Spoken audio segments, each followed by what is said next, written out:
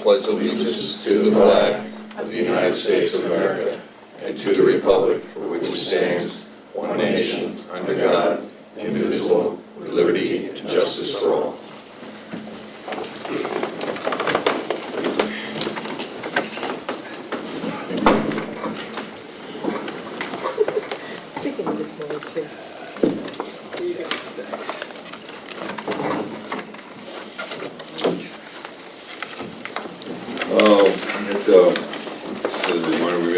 Presentation right after public comment, Indian reservation. So, public comment, we have like 40 minutes per speaker.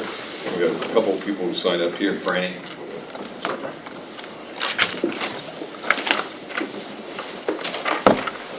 Good evening. My name is Francis Sadancheski. I live at 40 West Prospect Street in Southampton. I'm sure you all know me. Well, most of you all know me.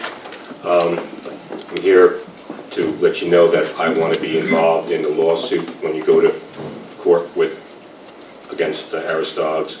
I want to be involved. I want to be a part of it. I want to make sure that, you know, I have other pictures that I want to bring to the lawsuit too, that I will represent. And I'm also here to represent the Shinnecock Indian Nation.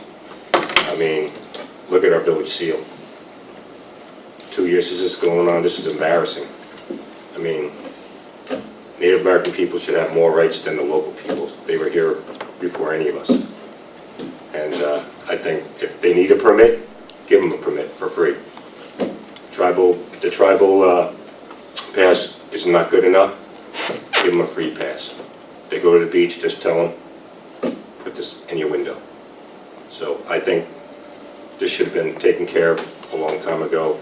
And I wish you well and hope you keep fighting, because this is what we're all about. Keep fighting for your rights, because you have a lot of rights. Thank you. Okay. Diani? I wasn't sure whether I was supposed to sign up or just okay, I mean, I know you're part of the presentation here, so if you want to wait for that, that's fine. Okay. Anyone else from the public would like to speak? Okay. We got the board presentation, Shinnecock Indian Reservation. So, I don't know. Apparently my trustee chairman is late. Okay. Okay. But I guess I'll start with the letter that the Native American Rights Fund sent to you guys. It's addressed to you, Mayor Epley. It says, please allow this letter to serve as my introduction. My name is John Echohawk, and I am Executive Director of the Native American Rights Fund, NARF. Founded in 1970, NARF is the oldest and largest national Indian rights organization in the country, devoting all its efforts to defunding and promoting the legal rights of Indian people on issues essential to their tribal sovereignty, national resources, and human rights.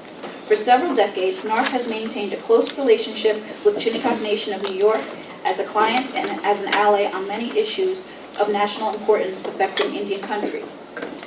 We had the privilege of representing the tribe for over 30 years in pursuit of federal recognition, which they received in 2010. I am writing today in support of the tribe's objection to the Village of Southampton's desire to charge Shinnecock tribal members for parking and access to their traditional beaches and waters. Such government action places a substantial and undue burden on the traditional religious practices and contradicts long-standing federal law and policy crafted to preserve and protect Native religious practices. Getting a tribe federally recognized is a long and arduous task. One of the key components to recognition is establishing the tribe's existence and their unbroken connectivity to the land and area they are claiming. NARF attorneys spent decades talking to tribal elders and poring over historical and legal documents substantiating the tribe's history, governance, and continuous existence as people on Long Island from historical times to the present. In compiling this information, we learned the Shinnecock's oral traditions and creation stories that tell of how Long Island came to be and how the Shinnecock people came to inhabit Long Island since time immemorial. The key point here is that the Shinnecock Indians have had a unique special relationship and connectivity with the land and waters of this area of Long Island, and indeed have occupied this section of Long Island longer than any non-native peoples. As with all indigenous peoples, the land and water is an integral part of who we are, both physically and spiritually. These elements are sacred, Since time immemorial, the Shinnecock people have maintained a close relationship with their ancestral homelands and the surrounding waters. Specifically, the waters surrounding Long Island are the lifeblood of the Shinnecock people. It is, according to their creation stories, where the land masses and the Shinnecock originated. The waters provided, and still provide, sustenance, routes for travel and trade, as well as cornerstone of their cultural identity and spirituality. Additionally, the Shinnecocks have always had a special relationship with the sea life and especially the whales that are found in these waters. In order to maintain their sacred relationship with the water and life within it, it is imperative that these first original inhabitants of Long Island be allowed unfettered access to their sacred sites. The Shinnecock have support in federal law and policy. Recognizing utilizing public lands is often necessary for traditional religious exercise, that the government regulation and land management often presents unwarranted burdens on Native religious practices, Congress enacted the American Indian Religious Freedom Act in 1978, which provides, henceforth it shall be the policy of the United States to protect and preserve for American Indians their inherent right to freedom to believe, express, and exercise their traditional religions of the American Indians, Eskimo, Aleut, and Native Hawaiians, including but not limited to access to sites, use, and possession of sacred objects, and the freedom to worship through ceremonies and traditional rites. Additionally, in 1996, President Clinton signed Executive Order Number 13007 addressing access to Native sacred sites and to protect and preserve Indian religious practices. Section 1A1 provides, in managing federal lands, each executive branch agency with statutory or administrative responsibility for the management of federal lands shall, to the extent practicable, permitted by law, and not clearly inconsistent with essential agency functions, accommodate access to and ceremonial use of Indian sacred sites by Indian religious practitioners. Likewise, the National Park Service recognizes the importance of providing Native Americans unfettered access to sites located on public lands. National Park Service recognizes the site-specific worship is vital to Native American religious practices as a matter of policy and in keeping with the spirit of law, and provided the criteria listed in Section 8.2 for use of the parks are not violated. The service will be as unrestricted as possible in permitting Native American tribes access to park areas to perform additional religious ceremonial or other customary activities at places that have been used historically for such purposes. The National Park Service and American Indians, Alaskan Natives, and Native Hawaiians excerpts and identified sections from management policies to guide the managing national park system. Members of American Indian tribes or traditionally associated groups may enter parks for traditional non-recreational activities without paying an entrance. Most recently, the National Park Service published rules on people's gathering of traditional plants in national parks, which was published in late June and will become effective in August 11, 2016. A summary of the rule is as follows. The National Park Service is establishing a management framework to allow the gathering and removal of plants or plant parts by enrolled members of federally recognized Indian tribes for traditional purposes. The rule authorizes agreement between the National Park Service and federally recognized tribes that will facilitate the continuation of tribal cultural practices on land within areas of the national park system where those practices traditionally occurred, without causing a significant adverse impact to park resources or values. This rule respects those tribal cultural practices, furthers the government-to-government relationship between the United States and the tribes, and provides system-wide consistency for the aspect of National Park Service tribal relations.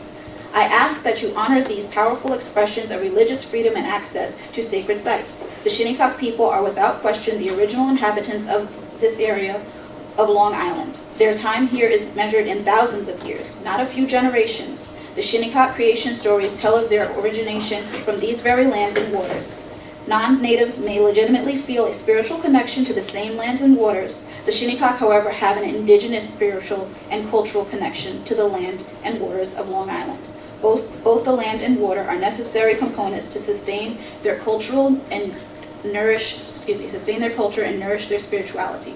To charge the Shinnecock a fee to access the place that is one of the foundations of their culture and spirituality, would substantially burden their religious practice and adherence to their unique traditions. I appreciate you considering this important request to accommodate the Shinnecock's unique religious and cultural needs, and I respectfully ask that you take the moral high ground and honor the request of the Shinnecock Nation to be allowed free access to their traditional beaches and waters. Sincerely, John Elkahawk, Executive Director of Native American Rights Fund.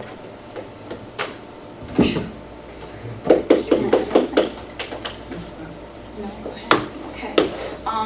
I know that I've heard some of your arguments are on who's going to pay for the upkeep of the beaches and the parking lots. And also, you're not denying us access, you're just denying us parking.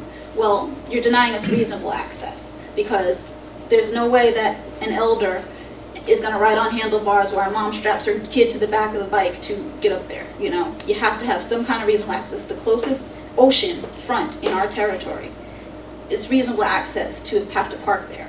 And charging us, a community who 60% of our people live below the poverty line, is not only economically exclusionary, it's also culturally exclusionary, because we depend on those waters for spiritual sustenance, for the continuation of our culture, so we can teach future generations. Okay, so you're not denying us access, but you are denying us the continuation of who we are, the people of the Stony Shore.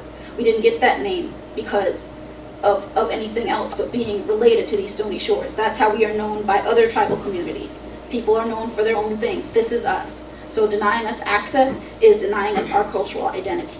And that is a violation of human indigenous rights. So I'm asking you to please take the moral high ground. And also, just like this man here has pointed out, he's local, he's been here. The people in this town know who have been here. They respected us. They have always respected us. Today, it seems like the town has gone to the tourists, okay? Nobody here has any mutual respect for anybody anymore. And that needs to stop.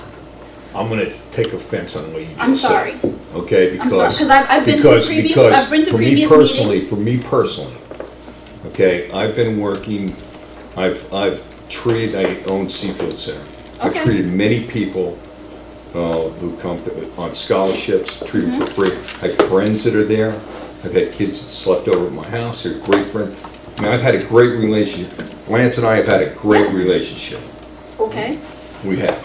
You know, and I've done a lot of stuff, like some of my good friends are in there, play golf with people, I do all of that stuff. So for you to think that I'm you know, just focused in on The money? the money or the tourist or anything like that is completely. I'm sorry, I guess I must have heard different replies. Okay. In any case. Now, when I sit down with the tribal members there and the council, and we were talking about this. Mhm.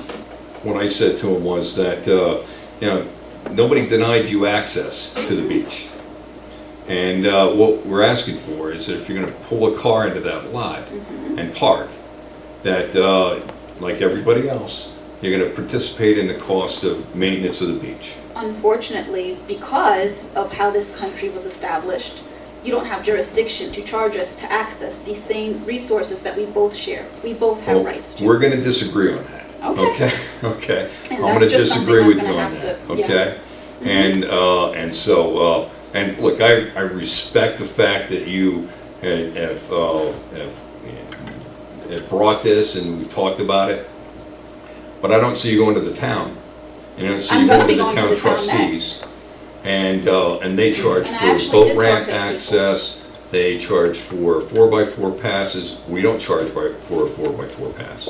I don't know what else Okay. you charge for. I'm here on a parking ticket. That's why I'm standing here Well, for you you- today. I mean, you're- I got a parking ticket in Southampton Village. I didn't get a parking ticket in the town, but if you recall, when I initially sent you a letter, Yeah. I CC'd the town and asked them for the same thing. I'm And- dealing with you first because right now I have an outstanding violation in your village. Right. But I will be dealing with them next, thank you. So, I mean, and that should be an issue that you take up with the court system. No, actually, it's not an issue that I can take up with the court system because I'm here before you today because Barbara Wilson said it's a legislative issue. They can Well, only enforce no. what the village code says. So That's- because the village The code, judge has a lot of power there. okay. The judge could go out a parking ticket, she can prosecute the parking ticket, she can And she do can all only sorts of stuff. enforce what the village She could- code says. She has a lot of flexibility in there. Well, Well, we're So dealing for with, her, we're for her dealing with not the to deal with. legislation right now, because she well, wants the legislation to be dealt with, because I'm not the first person to get a ticket there. I'm not the first person to fight this ticket. It does not need to happen this way if we just establish a legislative process where we don't have to have this argument every time somebody gets a ticket. How many people get tickets? You're People the very get first tickets. person that's ever brought. Exactly, because some people get tickets and they pay them. Some people get tickets and they don't pay them. There was a case in 1970s with Jackie Silva Dennis, right? She fought it, wrote it all the way. It was in the New York Times and everything. You know, this is not the first time that this has happened. People, you know what we've been doing? We've been conceding to, you know, the town rules and going to Road D, like good little Indians, okay? But when you have your tourists going to Road D because, you know, your parking attendants are telling them, oh yeah, there's free parking over on Road D now. I know this because I specifically asked a tourist, how do you know to park here? And they said the beach attendant at the, you know, at the pavilion told me to come over here and park.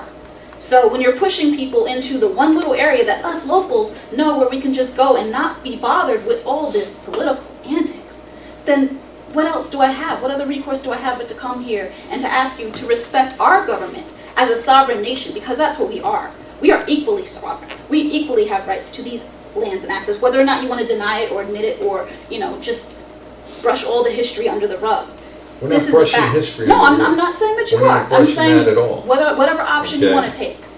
But if that's one of them, in any case, these are the facts, okay? And the fact is that we are sovereign people. We're coming to you as a sovereign government to try to work out a legislative process where we can work together and share these resources without taking it to the next level. But you know what? I know I have people who will support me if I can, okay? I have NAACP, I have USOR NARF, NCAI, I have the National the People for Indigenous Rights, okay? I have many people who have contacted me after seeing these stories who want to support me, okay? But I don't want to go there. I love my village. I do not want to see this village dragged through the mud like those people in Woodsboro up there in New York. Did you see that? With the racist, the seal choking out the native? Yeah. Why do we have to make a media frenzy out of it? It does not need to go that far. But that is what my background is. That's the only way I know how to fight, because I just went to college and graduated cum laude with a degree in communications and social justice, okay? I'm gonna go after this. Thank you, I guess that's it. Sure. Thanks. For those of you who don't know me, my name is Brian Clayton. I'm the chairman of the Council of Trustees of Shinnecock. First, I just want to say thank you to the mayor for reaching out. We reached out to you and for you accommodating that meeting that we had. We did share several ideas. I thought it was a pretty productive conversation. I did bring what you said back to the community and several community members to talk about it. Some community members felt that it was a good path. Others, a lot more, felt that it wasn't. And our job as tribal leadership is to support our tribal membership, especially when it comes to our indigenous rights, which is very important. But we also have the duty to set up something of, if we're asking for something, obviously, we want to make it as easy as possible for the village to go ahead. So we did draft up a resolution that we would like to submit to the town board. I'm not really sure of your process on how resolutions go, but this resolution would allow for legislation to be passed within the village board, which would give the Shinnecocks the same privileges as residents of the village of Southampton. And obviously, as Deani very articulately put, we are the first inhabitants of the village. I mean, that is our ancestor on that seal. We go to school in the village. I played football for Southampton Mariners. We all went to the high school. I have many of friends. My brother and your son are close friends. So that's we why feel, when you say, like, but we feel like we're- we feel kind of sometimes when it comes to village access and things of that nature that we're not citizens of the village, and we understand legally, yes, and by definition, no, we're not. Residents of the village of Southampton, but by historical fact, we are the first inhabitants of the village of Southampton. So, with that being said, I would like to have Kelly Dennis, who is a tribal attorney representative, to go over the legislation that we would like to see enacted. Thank you.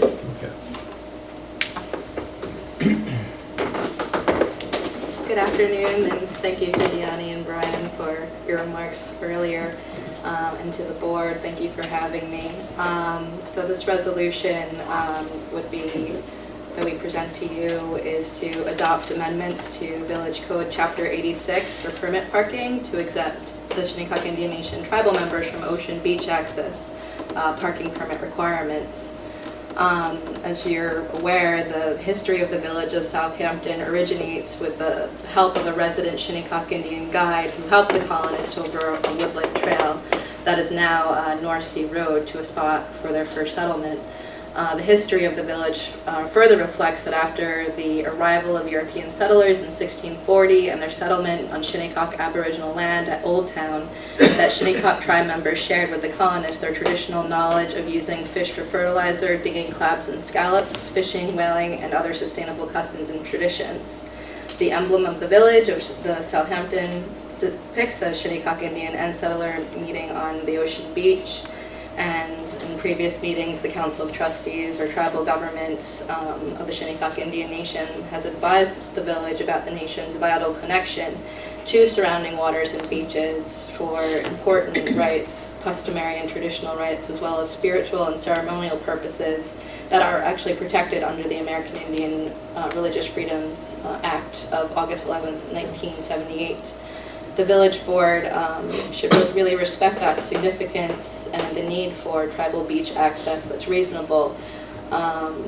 This goes back to the 1648 agreement between the colony of New Haven and the Shinnecock that, quote, the sachems would have liberty freely to fish in any or all of the creeks and ponds and hunt up and down in the woods without molestation.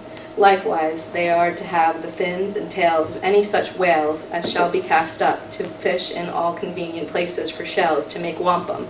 Also, if the Indians hunting of any deer, they should chase them into the water, and the English should kill them. The English shall have the body, and the sachem the skin, quote. So the village really should recognize that the Shinnecock, who we are known as the people of the Stony Shore, we are the skilled whalers traditionally, who traveled on voyages far from our homelands and continue to use the water's bounty for fishing, harvesting shellfish, and for utilizing wampum shell fashioning techniques developed prior to first contact with the Europeans. Therefore, we do submit this resolution to you that local law be amended, which is Village Code Chapter 86, to exempt Shinnecock Indian members from Ocean Beach access. And there are a couple of I think it's Article 2 for Cooper's Neck Beach and also the article for 5 for Dune Beach. And that authority that we found is that the village code may be generally authorized to be amended from time to time as the board deems desirable, and we believe it's in the interest of justice now and that it should have always been reflected as such. And so we present this to you now. That's okay. Okay. For your consideration. Thank you. Let's take that copies. You need to cover that? Mr. Mayor, good to see you as always. Trustees, my name is Lance Gumbs. I'm the former tribal chairman of the Shinnecock Nation, and I'm also currently the regional vice president for the National Congress of American Indian. We too have been monitoring the ongoing situation here in terms of the historical relationship that we have. One of the things that really disturbs me is this whole notion of borders. We as Indian people did not understand at that time borders. We did not understand fences. We did not understand that when we said, here, use this piece of land, that it meant we were giving away the land. You know, there was a language translation barrier. There was a real lack of understanding from both parts, both sides. I won't blame anyone for that, but there was a real lack of understanding as to what the value of the land was to us and how we shared the land. We didn't understand that this piece was yours and this piece was ours. This was the way that we are as people. So when it comes to this situation now where we're being, charged to go down to a beach that historically, I don't know if any of you have ever been in our tribal museum up there, but if you haven't, you need to go in there, because what you see is murals, and on just about every one of the murals, it depicts the ocean and our connection to the ocean, our connection to the whales, our connection to the land itself. And it really lays it out, and it gives you a history that maybe you're not aware of. And I think that, it's real important that as we continue, especially within our federal status that we have, I mean, it took us to another level in terms of who we are. We're not the little state tribe anymore. We are a federally recognized tribe. And as such, there are certain inherent rights now that we have that we are going to utilize and to seek to execute. So I think that, as the chairman has said, as the resolution states, we have a golden opportunity here to work together. And I think that's really the consensus when Brian, talked to the nation about it. I think there was really a consensus that we need to find a way to work together. We are not going anywhere. You're not going anywhere. We've been here for 10,000 years. You've been here for 400, and so we have to find a way to work together.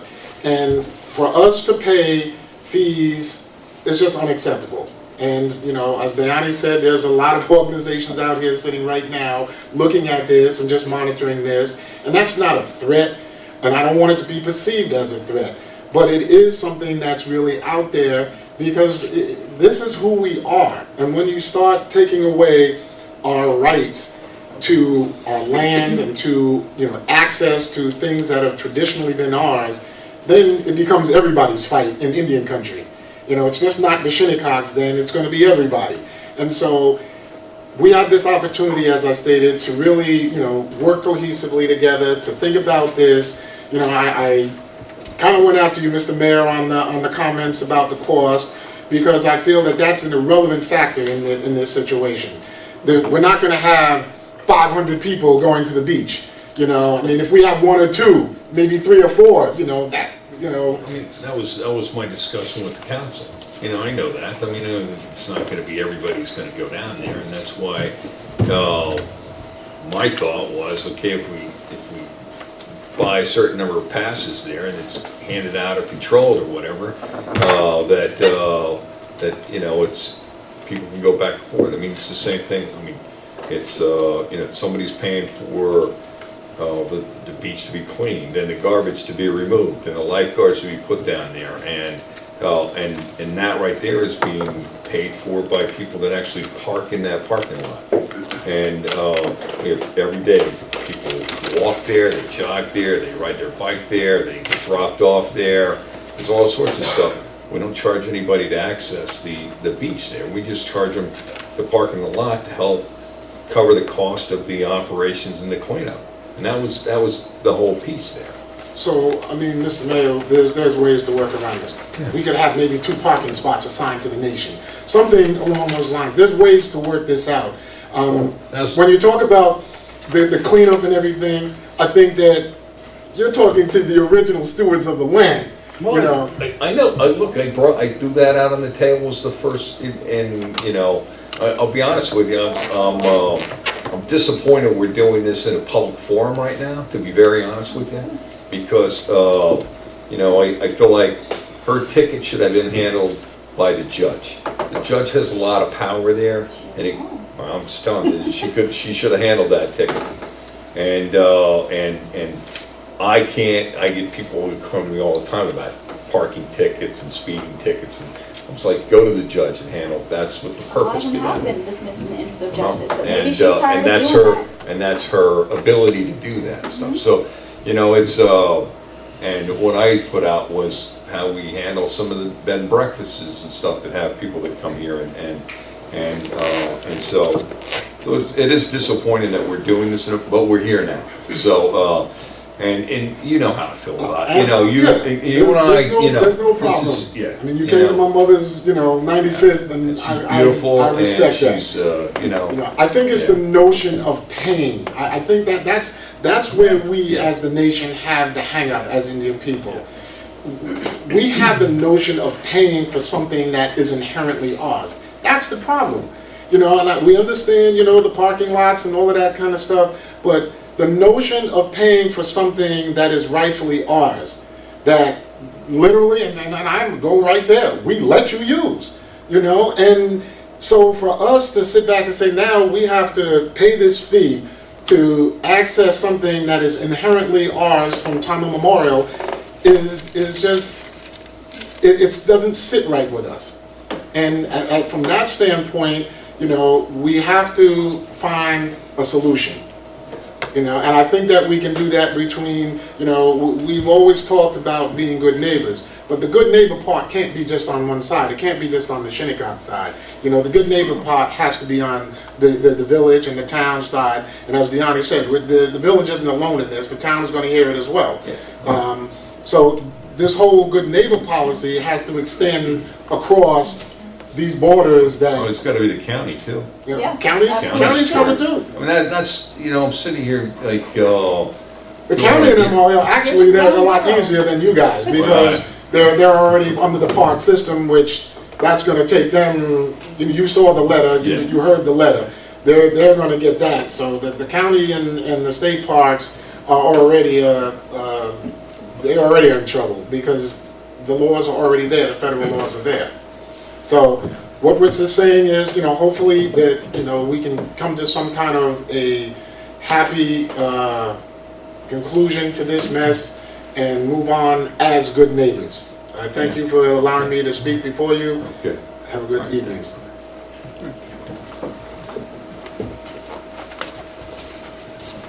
Hi, my name is Seneca Bowen. For those who don't know me, I'm the enrollment director for our tribe. But we keep hitting on Cooper's Beach. But this isn't just Cooper's Beach. We're talking about all the beaches in general that would have been in our natural territory to begin with. We're talking about $40 for Cooper's Beach, and that's to help for paying for people that are there. But what about the $225 fee that we would have to pay to get a permit to go to any of the other beaches that we would have naturally gone to? Well, the $40 is a day pass. Right. Okay. The $220 is a pass that allows you to go to Cooper's and all the other beaches and Correct. stuff right there. But I'm just pointing out that we're not just talking about Cooper's Beach. Except for Dune Beach, yeah. So I think what the resolution is, Right. the resolution, we call it a Cooper's Beach parking sticker, Mhm. but it's really, it's a non-resident parking sticker that Right. allows you to park in Right. all these other areas and Right. stuff. So the proposed, what's it? Does it allow Agawam? Yeah, I mean, the Agawam Park, there's a big parking lot there that actually the town trustees charge $150 for people to park there. So, Right. those stickers, Right. that sticker that you get from the village allows you to park in all of our lots except for But the one that is. But I just wanted to make clear Yeah. that when you talk about Cooper's Beach for the cleanup of that beach and the lifeguards and all that, that just pertains to that one particular beach. Well, you know, no, we have garbage cans at every one of the road ends, Okay. and we maintain them all. Okay. We rake all the beaches. Okay.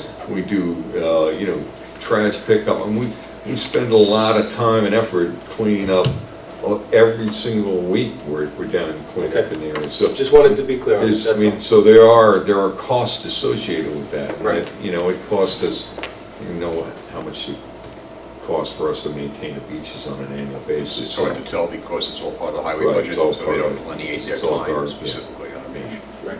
So it's, I mean, that's the, yeah, so, I mean, obviously, this board has to talk about it, and the resolution here, I mean, can't act on this tonight anyway, because our attorney has to do research, and we've got there's a whole municipal process around this and stuff, and, you know, got to get feedback from the board members and stuff, so.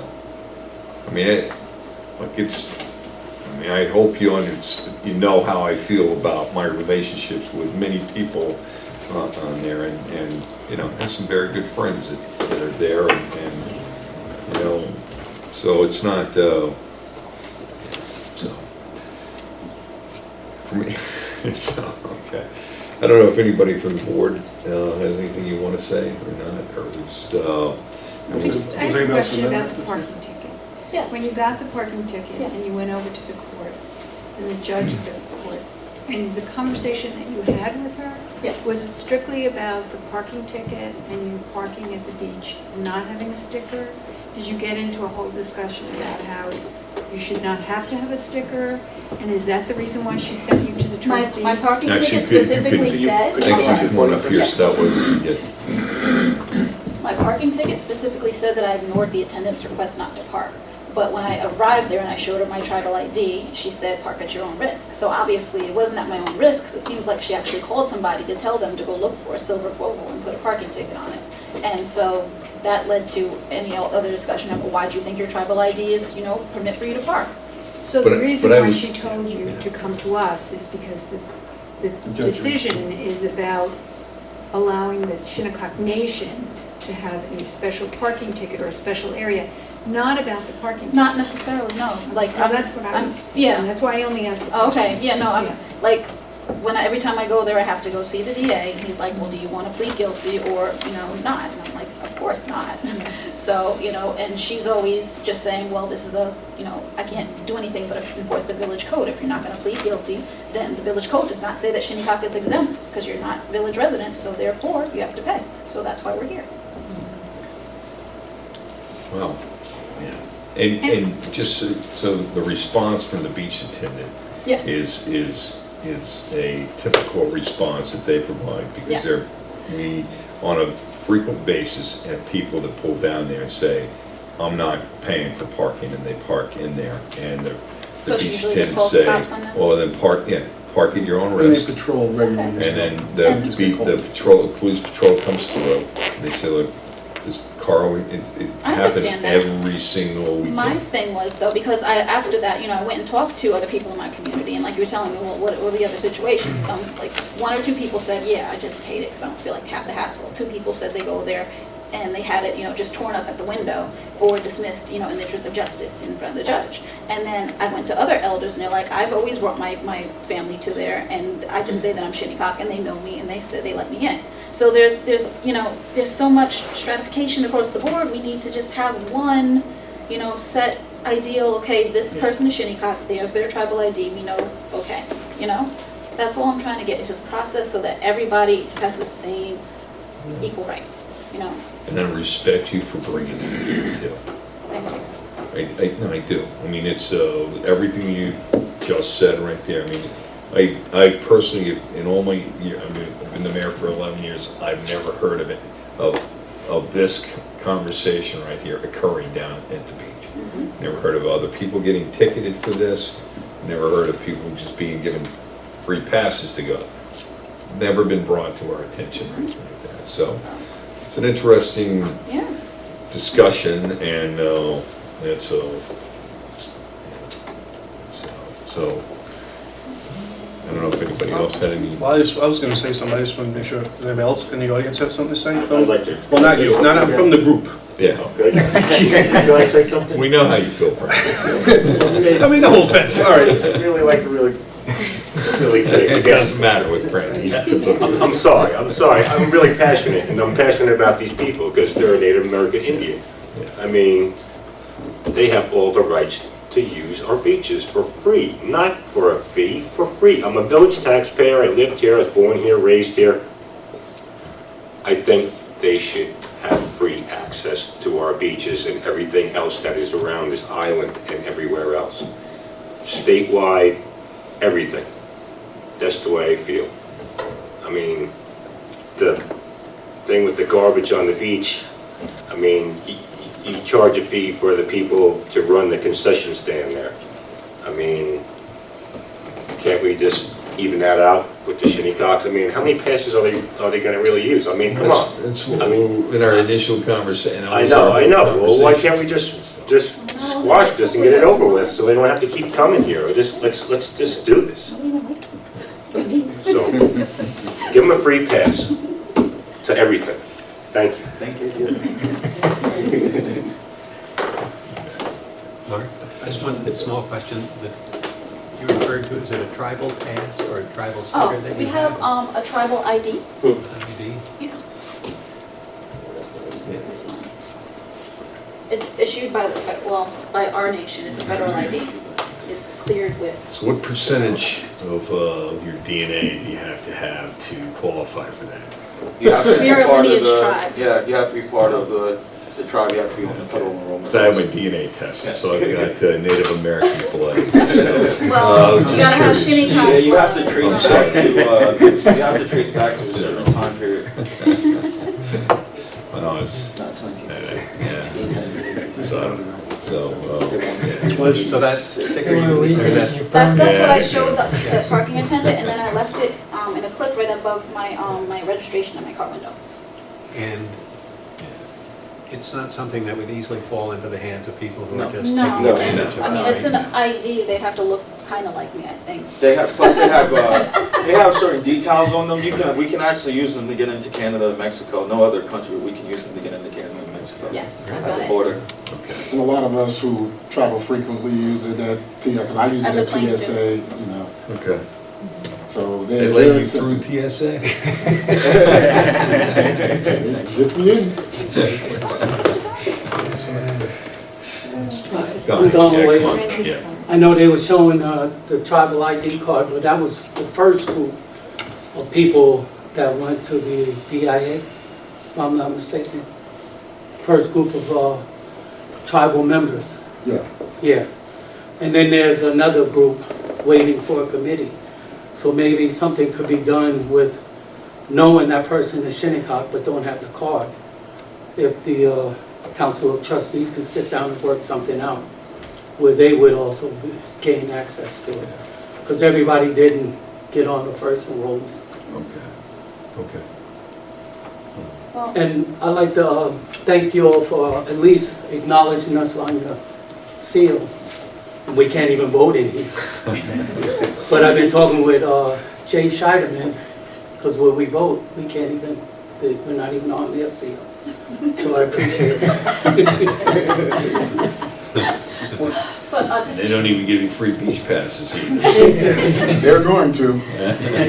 but to speak to what he was saying, to take away from the administration costs of doing that, we can produce our own, I mean, we already produce our own hunting and fishing licenses. So if we just agree to be like, okay, this is what their license looks like to do this, or their decal, whatever you want us to put on our card to acknowledge that, you know, we are who we are, that can be issued by them, so it's not taking away from your administrative resources.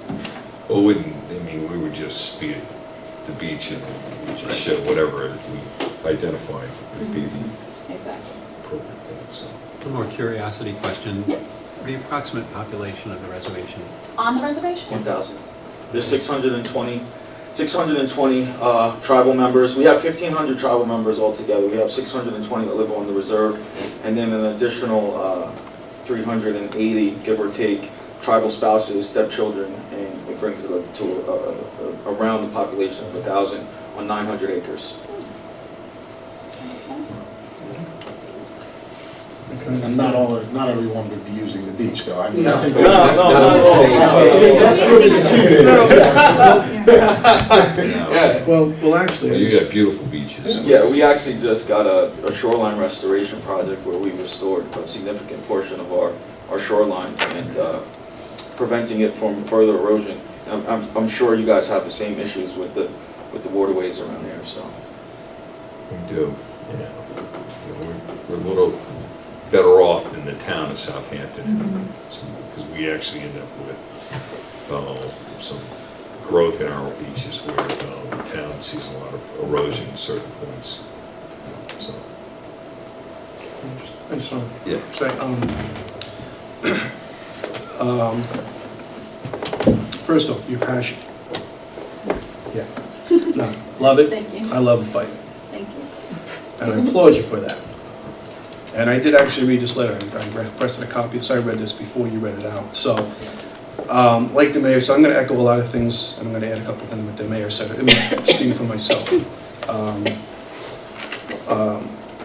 By all means, I don't think anybody sitting up here, and certainly in the audience and watching, takes how far, and this letter points it out, how far you guys have come, okay, as a sovereign nation, and the recognition wasn't easy. And again, I applaud you for that. Nobody up here would ever take that away. We're not even arguing that. This letter really points it out, how hard, and how hard you're still continuing to fight for that. So, That's not the issue of respect for you as a person and as a nation, okay? Not my opinion, okay, or anybody's. I think I can fairly say that. So, as the mayor got a little, as you know, you can see he took it pretty personally, and I think we all do, okay, because we are safe. I don't think borders are recognized as much as you say out here, because we're all from the same area around here. We all run into each other. It's a small town. We work together, we go to school together, okay, we live alongside each other. So I think we're all cognizant of that. So when we talk about the beach access, quite honestly, you're the first sovereign group, okay, sovereign nation, but you're not the first group to approach a board in the village to say they would like beach access, parking access. And I explain a lot of people, there's a couple things to me when it talks about beach passes that I clear with people all the time. And not this really the case here, but a lot of times the press actually quotes it incorrectly. As the village, they equate it to being a village resident getting free pass. We don't village residents do not get free passes. We pay village taxes for the services, the bulk fee gets picked up by village residents, and with that, they get beach parking passes. And that's what I stress to people all the time. It's not a beach access pass. It is a beach parking pass. So, and I think a lot of the times that gets, not saying necessarily in your case, but it is part of it, but a lot of times that gets totally misrepresented. It's not access to a beach. Anybody, not just your nation, but the entire US nation and the globe can access that beach, lay a towel on it, and for free, not a dime. However, a vehicle once we park there is a cost incurred with that. And that's really what we are weighing here as a board. And quite honestly, you're all from the personal aspect of it, and that's the part I admire. There's actually part of us that has to remove that from the equation and look at the bigger picture. What is our job? To enforce this and legislation and how these passes are administered. To not just village residents, to outside residents, and so forth. As the mayor said, I wasn't aware, even I think you said the last case of somebody bringing it up was in the 70s. So from 70 to now, it's a pretty big time span. It hasn't been a huge issue, thankfully, but it has been something apparently. And I even wasn't aware of it, like the mayor. So this bringing it to our attention is something that obviously as a board we're going to review. But I want you all, but you, because you're the poster child for this. And you've already thrown the gauntlet down of how you're going to use your media expertise, and quite honestly, A very fine. pretty poster child, I have to say too, so. But that's why I address it to you, with the passion part of it. Sometimes, that's actually what we try to remove from it, and just look at the business end of it. Yeah. Now, and as we discussed this, and we will, because you actually, which I thank you, you've actually submitted a formal resolution proposal, which is a lot more than what a lot of people do. So obviously there's a business end to this, and that I admire, and you respect, and that's showing the mutual respect here. So, as again, echoing what the mayor said, this is not a slight on you or the nation in whole, but we do have a process we have to go through, and part of it is, how do we administer? And part of it, I would just right off the bat, there was nothing free about this. You would be actually asking for the only people that have free access, because everybody else does incur costs. Village on it just gets broken down differently how you want to pay it. So you would be asking for something extremely unique, and quite honestly, it's not something I take lightly. Of course, the seal and all the things that you discuss weigh a hell of a lot more than the average person asking. But do keep in mind, you would be actually asking for access that nobody even has, not even village residents. Yes. So that's kind of my thought process here as we go into this, and I appreciate it, because I know the mayor and I tried to meet, behind, not in front of the camera, but that didn't happen, so sorry for that. But here we are, and it is out in the open, and I think it's out in the open, it's something to discuss. Yeah, it's a discussion point, yeah. Actually, just come on up, so. Yeah, I just a simple question about, because you brought up the notion of taxes, Yeah. and how much of these taxes go to the school system? Does a village, Well, the village doesn't pay. We pay our town taxes on that. We pay town, so our town tax bill. So, like I'm in the Tuckahoe School District. So I have two tax bills. I have one that the village comes, and then one for the town. And so, I want to say 80% of my town tax bill goes to the school system. And that's the town taxes, not the village? Yeah. Yeah, so they have the village taxes and then the town. So, it's probably dependent upon which school district you're in. it would be your percentage, but it's probably Well, 80. I'm not in Tuckahoe, I'm in Yeah. the Southampton School District, and my taxes, 80% of my town tax goes to school tax. And generally, they run about 2/3 to the town and 1/3 to the village. So whatever my town tax is, I pay a village tax, it's another third on top of it. Because excluded from our town taxes, we don't pay for the town police department. We don't pay for the town highway department. We don't pay for town fire and town ambulance, because we have all those services we offer inside the village. So that's what our village taxes are covering. And so, but our town taxes really go into the general fund. And the general fund covers, you know, the parks programs and the town trustees and, you know, the town board and all the administrative functions within town hall. And that's really that's what the village taxpayer pays. Okay. Yeah. The reason I was asking is because there's a lot of money that comes out of our community that goes into the school system. Right. You know, in terms of, and it's actually more than the taxes that the residents paid for their children to go to Southampton School District. So when that notion is out there that we don't contribute. No. So the Shinnecock Nation pays school tax. No. The State state of New pays York tuition. pays State of New about York pays tuition. 40,000 On a behalf of our student, students. about $4.3 million goes into Okay. the school system on behalf of the Shinnecock Nation from New York State. So for those that their children are going to South, you know, they're benefiting from us too. Sure. You know, and you're a village resident, you're benefiting from us in terms of that. I mean, so when we look at this and you know, you say, well, you know, the tax dollars, well, you know, it's not like we're just saying, hey, we're not doing anything here, you know, we're just living off the land, we're just going to school for free, we're just doing all of these things. It's not the case. So, you know, I just want all of these things taken into consideration, you know, from that standpoint. We all, I mean, anybody who's had their kids in the school system and monitors the school, your tax bill, knows that the state, I actually thought it was the federal government was actually paying it, but there's a fee per child that It's like a goes, tuition. yeah, it's tuition that's being paid. Yeah, I get that, and actually, you're right, if we go to the school system, you have a child in the school system, that may be common knowledge, but actually, I'm glad you brought that up, because a lot of people out there watching weren't aware of that. They do make that presumption, you just stated, like it or not. that- No, they and do. so I mean, I'm actually very glad you brought that up, because that does get brought up as, to me, brought up, okay, now, it's one more thing they want for free. I mean, come on, that's what the discussion's about here.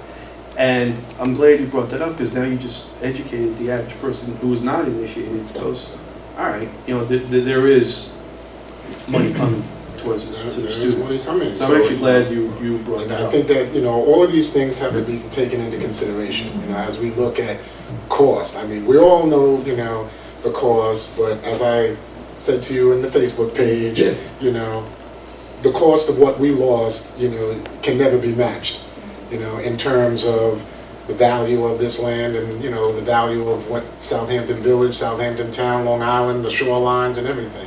You know, that value can never be given back to us. So, you know, in terms of it being for free, we don't look at it like that. It's not for free. We've already paid. So, thank you again. Anyone else want to have a comment or discussion? One last Yeah. thing, and it doesn't resolve your problem at all, but while we're trying to resolve it or deal with it, are they aware of the transportation from Agawam Park to the beach that exists now? Free rides. The free ride? No. And that's not going to solve the, Yeah. it's not your answer, but if tomorrow you wanted to go to the beach, if you can park in the village, there's that free transportation, Agawam Park to it. Does that just go to Cooper's? Yes. No, it goes all over. Send me in the Cooper's. Which, by the way, I'm not in favor of. But that's-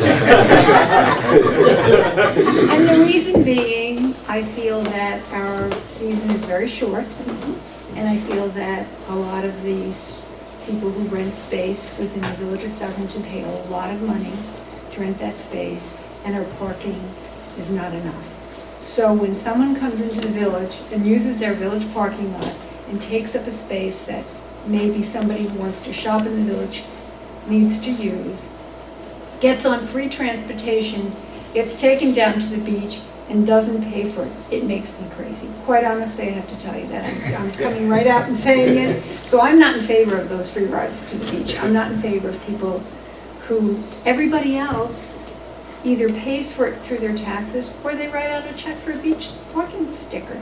It's kind of a little bit of a loophole, and it's a very big loophole because more and more people are aware of it. So Bill? Now we know why you're crazy. I'm crazy about it. But, and it's not that I'm denying, it's just that I think there's a loophole, and I really want to protect the shop owners within the community. And, you know, the parking is, we don't have enough parking within our community, so that's my comment. You know, Mark, I want to thank all of the Shinnecock Nation for coming before our board. We have gone through how many meetings, 10 meetings on the beach, maybe 11 meetings on the beach, and one of the crucial things that are being discussed is to avert any kind of privatization of beachfront, which would affect us all. Your nation would affect us. But the great thing, and I commend you for coming before us, is, and I said this at the last beach meeting, look at our seal. You know, you're there now, we're here, we're negotiating, great way to start.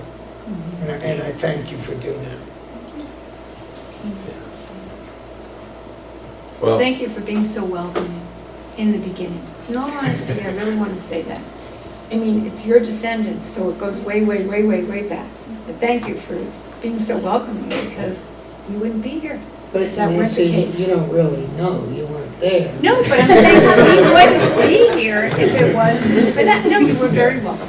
From everything that I've read and seen, it's nice. Thank you for that. Thank you. so, I mean, we have to figure out the legal component of it, the process, the impact of it, and, I mean, obviously, I had some thoughts going into this, and, you know, some of those thoughts have changed now. I don't know how the other board members feel or anything like that, so, but we'll have a discussion around that and stuff. And I thank you guys for coming out. It's always great to see Lance, and it's always nice to hear Franny talk. And, but, yeah, so it's, and I go back to, the judge has that power. The judge could have tossed the ticket out, and she has that power, so. She could have, that part of it could have and should have been, I agree with it right there, I wouldn't say Should have been before, resolved right but then. that should have, that could have and should have been handled. That's, to me, I agree with a total different incident of what they were talking here. I do move it, so, but that's neither here nor there now. That's a Band-Aid. Yeah. Well, I mean, the reality is, there are some very good points that are brought up here, and, you know, some things that we have to, you know, beat around as a board, and want to know that, you know, you guys are going to go after the town trustees and the town board and the county and all of that, so, you know,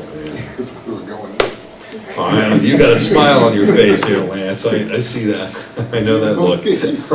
So, but it's been a very good discussion And the here, county.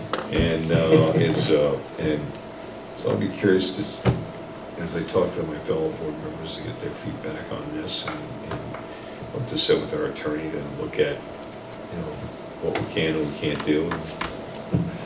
So I'm sure we'll have further discussion around this stuff. There's no question in my mind about that. So, anybody else wanted to make any comment or like that? So, Except for him. Franny, you're done.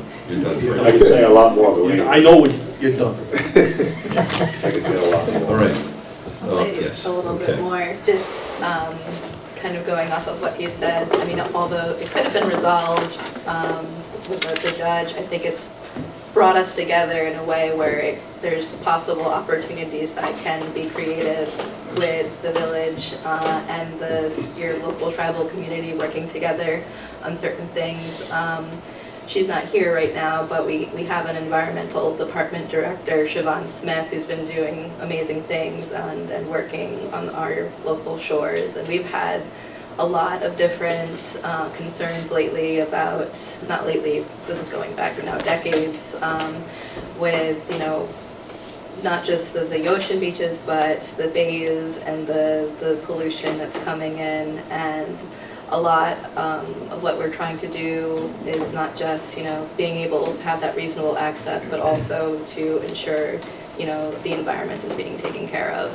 And if that's something that, you know, we can work with you with, you know, there might be an opportunity for some kind of memorandum of understanding, if we have the resources and we can work together on those kind of things going forward. I mean, that's what we should be doing. That's been one of our focuses, to clean up our waterways. And the biggest issue we have on Long Island is really it's drinking water. It's protecting our drinking water. People don't recognize that, and that's why we're in the middle of some of the studies around waste management and sewer systems, and because all of that is just pollution that's going right down into our waterways and polluting all of our lakes and rivers and underground aquifers and all of that. So, yeah, definitely should be pulling all of our resources here. So, anything else from the board? So, all right, guys, thanks for coming out today. Okay. Thank you for your time. Good neighbor policy goes both ways. Yeah, I know.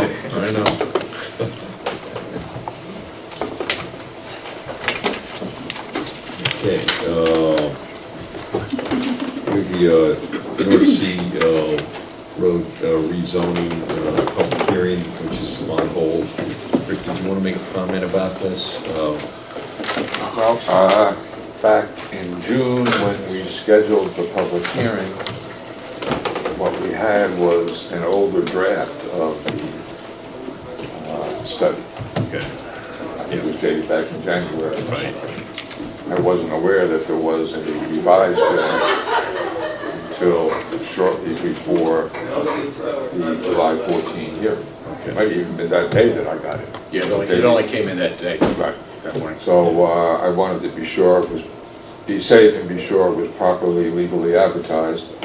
So, you know, I prepared the public notice and sent it to Steve, and would advertise it for to consider the April 2016 draft, or whatever the date it was, so that there's no question of, you know, having been properly noticed. Okay. So that's the reason we did it, and it wasn't enough time to do it for tonight. Had I not been sick and been here on July 14, I would have told you that night to put it off until August, but didn't happen, so. Okay. No harm done. There's nothing that's bizarre when you see two Ricks. That's funny, yeah. So, yeah. Well, before, the picture was just of you. Okay. So I can't be seen. Yeah, there you go. there you go. Yeah. It's showing my bald head? No, Only when you turn your head. I'm not turning my head anymore. Sorry. So my question to you is, so we have the North Sea Road rezoning, and it's an open public hearing right now. What it actually is, just so you understand, it's not on an actual rezoning, it's on it would eventually result in amending the village comprehensive plan to incorporate that study into the plan if we chose to adopt it. And then after that, we would go through the local law process to prepare the actual zoning amendments. So this is more like a plan than an actual rezoning. It's similar to what we went through, if you remember, with the comprehensive plan update for the VP district. We first went through the public hearing process on the comprehensive plan component, and then after we completed that process and adopted it, then we moved on to the actual zoning amendment process.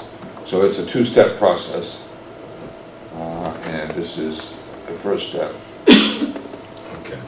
So the further public hearing at the August 11th, if that's the right date, meeting would cover it being properly legally noticed. Okay. It also has to be referred to the Suffolk County Planning Commission for its comment. And we're also going to eventually need an environmental assessment before we could actually adopt it. But this gets the public hearing process legally moving forward. So, It's probably going to, I should also mention, it's probably, if after the public hearing process, et cetera, you conclude that you want to amend the comprehensive plan to incorporate that, as I mentioned, the next step would be to actually prepare zoning amendments. And that's going to be more involved, the drafting of it is going to be a more involved process, because now we're talking about actual language to be in the zoning code as distinguished from comprehensive plan stuff. So we're going to have to do, and because of some of the aspects in it, we want to make sure the right kind of retail gets in and not the wrong kind of retail, for lack of a better word. The language for the zoning part would have to be carefully drafted. And I also like the idea, the initial draft from back in January had it as a special exception use, like most other special exception uses in the village. But the revised draft from April suggests that it be a special permit Board of Trustees thing. And I think that's a good idea, because you as the Board of Trustees would have more control over what is approved or not approved than a zoning board or a planning board, because a zoning board or planning board can only follow the standards that are in the code. A Board of Trustees can take a broader look and consider anything having to do with public health, safety, and welfare. So it gives greater control in terms of limiting what might ultimately get approved if it's in you. So I think that's a good idea. okay, great, okay. All right, so we don't have to take any action or anything like that tonight, so we're going to get to communications. This was Rogers Memorial Library. Your contact information to set up a pop-up library to be for one day during the month of August. Under our white 10x10 tent, our librarians will demonstrate some of our services, from the reading programs for all ages to the many online services available on our website. Using our portable Wi-Fi hotspot with iPads and e-readers, we will demonstrate the different collection of e-books, e-magazines, and other online resources, all available with an RML library card. In addition, we offer free books donated by the Friends of the Rogers Memorial Library. As you would know, we are always looking for ways to educate our community members about the many services they support throughout their library taxes, and we are excited about this unique form of outreach. Thank you for considering our request. We'll be happy to answer any questions you may have. Sincerely, Liz Burns, Library Director. It's interesting. Yeah, I mean, we've taken a pretty hard stance on the activity at Cooper's Beach, from lemonade stands to parties at the beach, and It's hard to take a stance against something as Yeah, as I reading. know. However, there is a consistent precedent we have set. This isn't an attempt to make money or anything like that. no, it's not at all. It's not. It's more of an education about an incredible resource that we have in this village, and really excite kids on different services that are available, and about books. And It's for one day. I think it's one day in August, yeah. So. What are you guys' thoughts on this thing? As I said, I know the precedent, we've had being vocal about letting other people come in, but, Yes, I mean, that's as a library, for tough. goodness sake, Yeah, I know. we're talking about an educational piece that my family uses extensively, so, it's, I think as long as there's no exchange of Right. memberships or, well, I think that might be part of it, memberships, but as long as it's, I mean, because that is part of what they're doing, is showing their services, and there are fees incurred with that, so I think ultimately that would happen, whether intended or not, but I think well, maybe. we have to find a thing that we charge, other thing, there's a other things being sold or marketed, I think is what. Well, maybe They're it can taking up one not parking happen, place, yeah. right? Are they doing it in the parking lot or up at the beach? No, I think it'd be at at the beach. On the beach, Yeah. like Not probably, taking up any probably by parking place. the, There you go, exactly.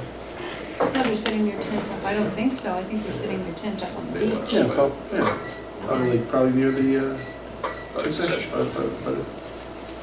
Okay. Yeah, you know what, I'd be in favor of trying this, and if it works, it works, if it doesn't, if they ask to do it Absolutely. next year. Well, I And I- think and I they could think give it's- out an application to become a member of the Rogers Memorial Library. They don't have to pass, they don't have to give memberships there and take a fee for it. They can explain what it's about and offer a form for them to fill out. And I think as long as they don't take fees there, they're fine. Yeah. You know, I As mean, long as they don't have anything dealing with our national election. Well, maybe they should. We'll have a debate set up on All it. right, so let's do a resolution authorizing the Rogers Memorial Library to set up the pop-up library at Cooper's Beach. A day to be coordinated with the village administrator in the month of August, in accordance with their letter dated July 20th, 2016. The caveat that they are not charging for any activities down there. Second? Second. All in favor? Aye. Item 2 is from Mahoney Associates. We would like to apply for a permit for the use of the downstanding recreation park on Flying Point Road on Monday, August 8, 2016, from 12 to 6, to have our annual company barbecue with approximately 40 people to be in attendance. If any additional information is needed, please look at contracting. Thank you, Don Mahoney, Junior President. We've done this several years in a row, we've done it with other organizations that are based out of the village, so I can make a motion authorizing Mahoney and Associates to utilize Downers Family Recreation Park in accordance with their letter on dated July 26, 2016. Second? All in favor? Aye. And resolutions, item 1, resolve the reading of the minutes for the public session of July 14th and special meeting of July 18th, 2016 be dispensed with, and those minutes be accepted as filed by the village administrator. The actions taken at that meeting be and hereby are ratified and approved. Do you have a motion? Make the motion. Second. Second? All in favor? Aye. Resolved that the claims for warrants dated July 26, 2016, totaling $200,239.93. Warrant 4, the general fund, 2009-2574. Warrant 4, trust fund, $32,549. Warrant 2, capital reserve fund, and the village payrolls for the period in July 21st, 2016 be ordered and approved. Do you have a motion? Motion. Second. Second. Discussion, item 1, Adwar Video, on-account payment for the boardroom cameras, $20,000. Alliance Systems Integrators, camera monitoring system for PD, $4,315.24. Anywhere Chair Company, umbrellas for Cooper's Beach, $7,436.89. Atlantic Tactical Ammunition for the PD, $3,470.17. Bell Ringer Communications, DPW cameras, $6,566. CSA Employment Benefit Fund, August insurance premium, $26,228.70. Page 2, Coastal Fire Systems, air pack flow test for the fire department, $3,853.30. Cook Marin, insurance installment, $7,500. Firematic Supply, fire hoses for the fire department, $2,286. First Presbyterian Church, August parking lot lease, $3,000. Fleming and Darrell, Section 75, arbitrator cost, $9,550. Page 3, Global Montello, 3,000 gallons of diesel fuel, $4,739.27. Johnson Electrical Construction, July traffic signal maintenance, $1,468.50. Page 4, going on to page 5, Norsec and Sons Carting for the Parks, $29.50. Highway, $2,553, and porta potty rental for the July 4th parade, $2,400. Office of State Controller, May fines, $15,939.70 for the court.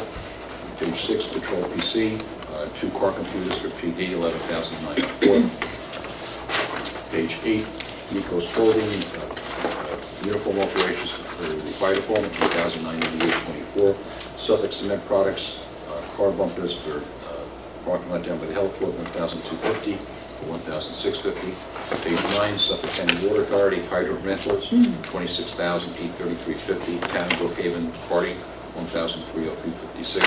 and type was security for 25 Jobs Lane, 1,455.82.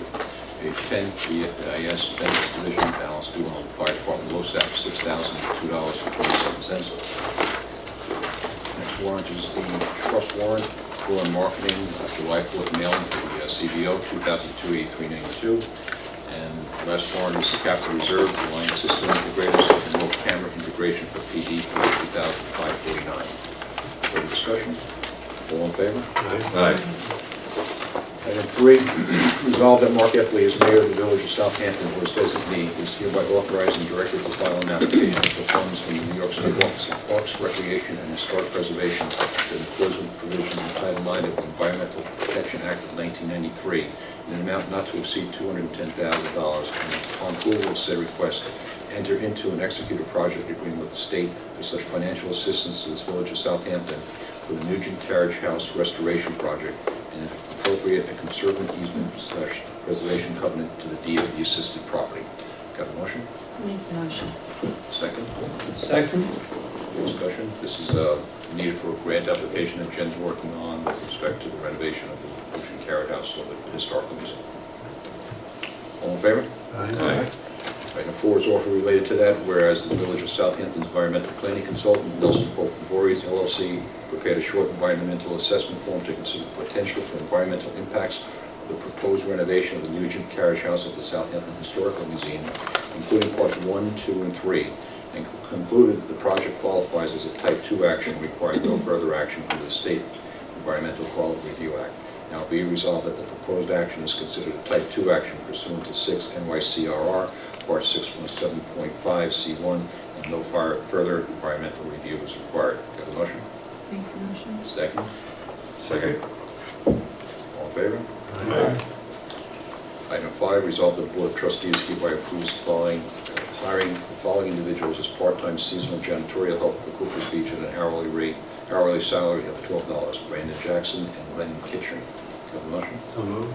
Second? Second. All in favor? Aye. Resolved that the Board of Trustees hereby approves the attached schedule of budget transfers to eliminate overages through July 24, 2016, for the fiscal year ending May 31st, 2016. Got a motion? Make that motion. Second? Second. Discussion. Item 1, $2,500 into trustees special projects, $200 into safety inspections equipment, with $2,700 coming from highway contractual. Item 2, $700 control of contractual, buildings contractual, $3,100. $1,100 into building supplies, with $4,900 coming from buildings equipment. Item 3, $2,650 into fire equipment, with $1,500 coming from fire contractual, $750 from employee benefits, fire medical, fire supplies, $400. Last item is $1,300 into park supplies, $100 into parks miscellaneous, $100 into parks clothing, with $1,500 into parks personal. All in favor? Aye.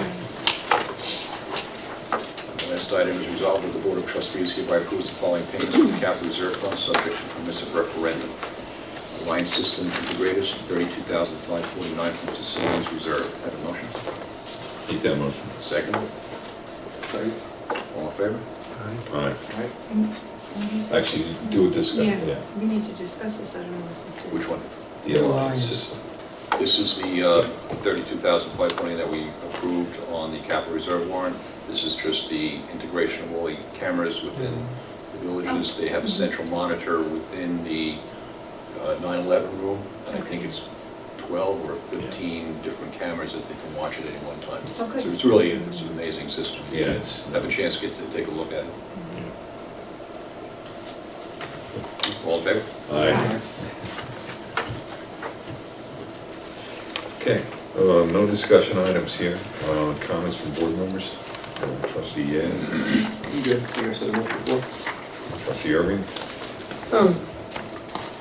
Boy, we have two interesting things on our beaches, you know, we really do. You know, and it's kind of a funny year because I think for so many years the beaches weren't that well attended. And it seems this year they're really being well attended, and we've got some of the most beautiful beaches in the world, I think, out here. They're pretty hard to beat, and they seem to be drawing a lot of attention. And both these issues are great to be brought before us, and they're great discussion items. And how they turn out, I don't know, but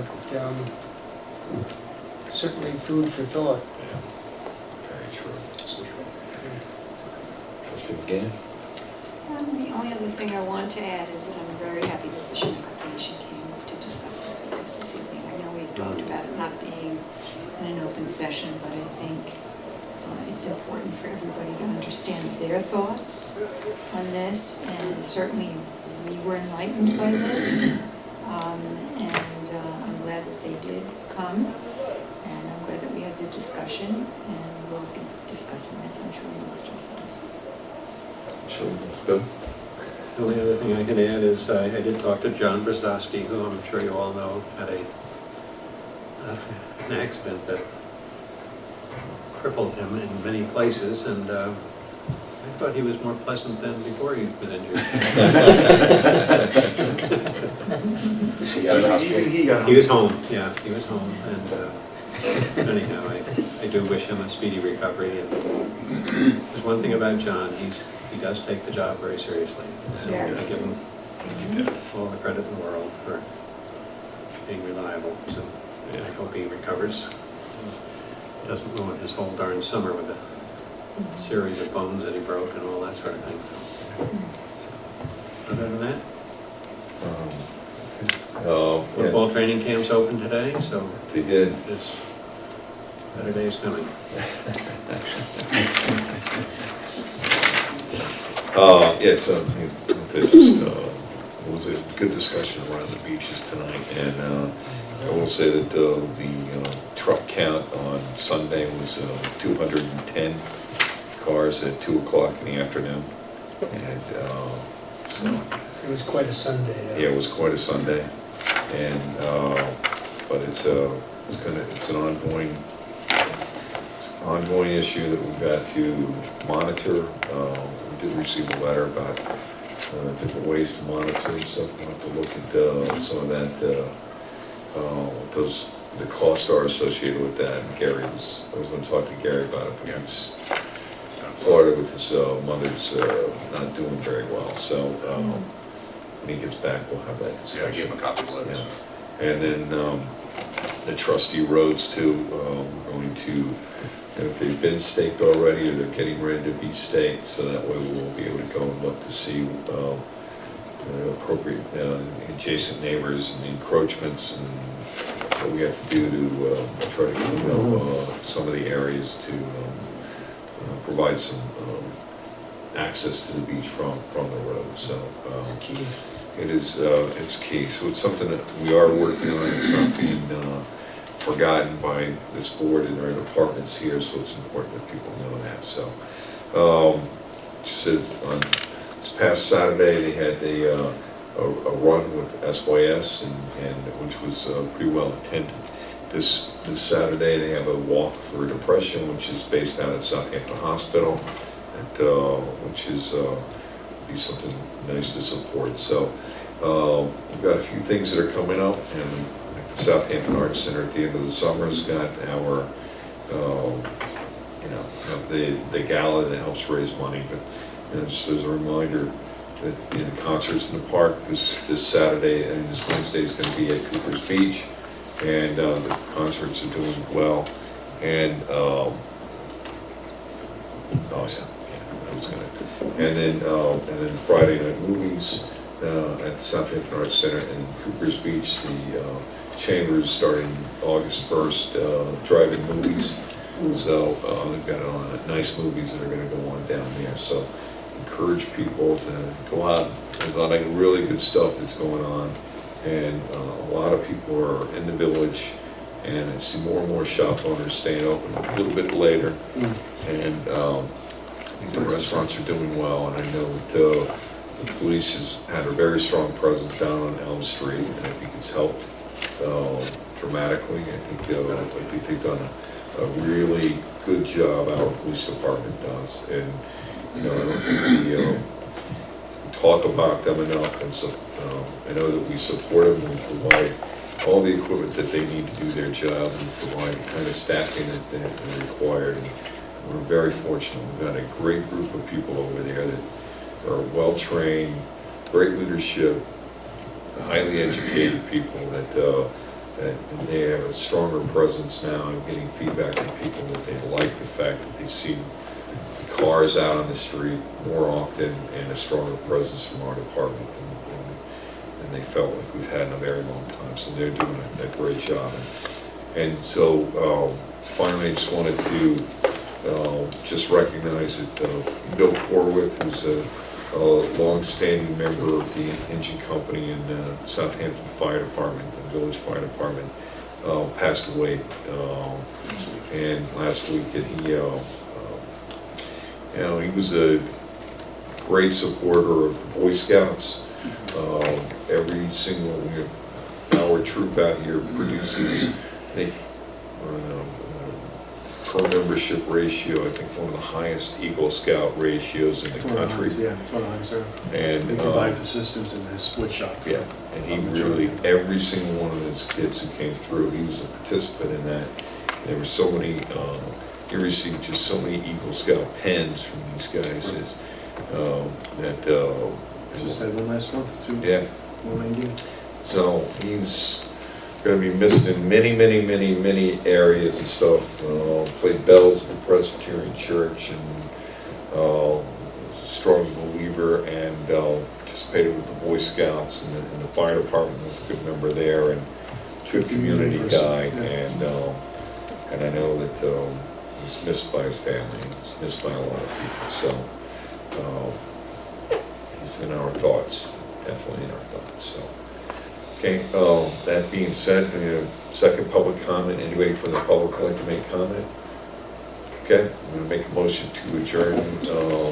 We need to go to executive session for the purpose of discussing personnel matters. Second? Second? All in favor? Aye. Aye.